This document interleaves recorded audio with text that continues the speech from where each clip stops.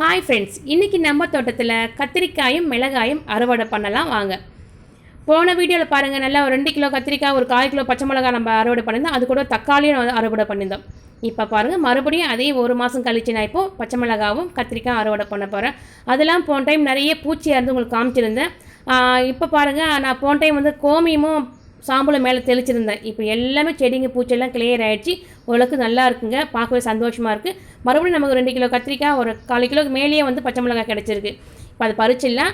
ஒரு செடியில் பாருங்கள், கத்திரிக்காய் வந்து நான் விதைக்காக விட்டு வச்சுருக்கேன். இதெல்லாம் கிளியர் பண்ணிட்டு மறுபடியும் நாம் விதையை விதைக்க ஆரம்பிச்சிடலாம். அந்த வீடியோ நான் உங்களுக்கு அப்புறமா காட்டுறேன். இப்போ எல்லாம் எடுத்து பறிச்சதுக்கப்புறம் பாருங்கள், நான் எடுத்து காட்டுறேன். சூப்பராக இருக்குது. ஒரு 2 கிலோ கத்திரிக்காய், ஒரு 1/4 கிலோ மேலே பச்சை மிளகாய் வந்திருக்கு. இப்போ பார்த்தீங்கன்னா சூப்பராக அறுவடை பண்ணிவிட்டோம். கத்திரிக்காய் மிளகாயும் நான் எடுத்து உங்களுக்கு காட்டுறேன் பாருங்கள். பார்க்கறதுக்கே ரொம்ப சந்தோஷமாக இருக்குது. பாருங்கள் ஃப்ரெண்ட்ஸ், உங்களுக்கு பிடிச்சிருந்தா மறக்காமல் லைக் பண்ணுங்கள்.